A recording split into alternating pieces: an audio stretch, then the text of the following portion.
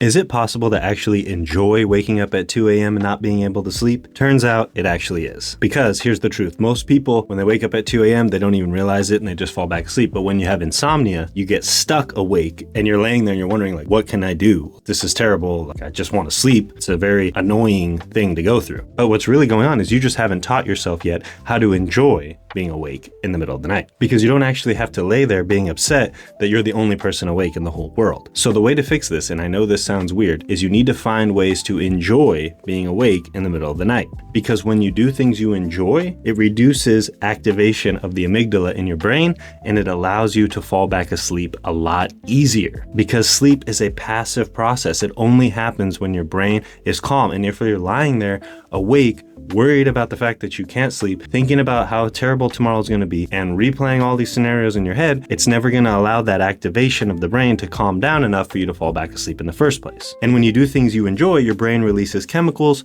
that relax the brain, that reduce what's called hyperarousal in the brain, and this allows you to fall back asleep much easier. So ask yourself, what are 2 or 3 things I can do in the middle of the night when I can't sleep that I actually enjoy, that will actually make me happy and make it so that even if I can't sleep, I can enjoy the night. And in most cases, this is things like watching a TV show, listening to a podcast, reading a book, listening to something on YouTube. Anything that you want to do that you actually enjoy works well. For me, I love watching YouTube videos. I love watching TV shows or movies or whatever that I want, or put something on my phone to listen to.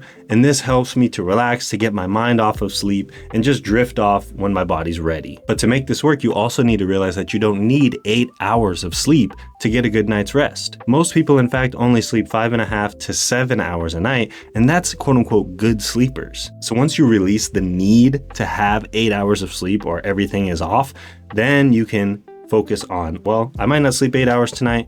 I don't know how many hours I'm going to get, but I'm not going to lay here and just toss and turn and hate myself. I'm going to actually just do something I enjoy and let the night pass and let things unfold as they do. That mental freedom and that relaxed state of calmness is really going to help you sleep a lot better than it would if you were just laying there freaking out about tomorrow.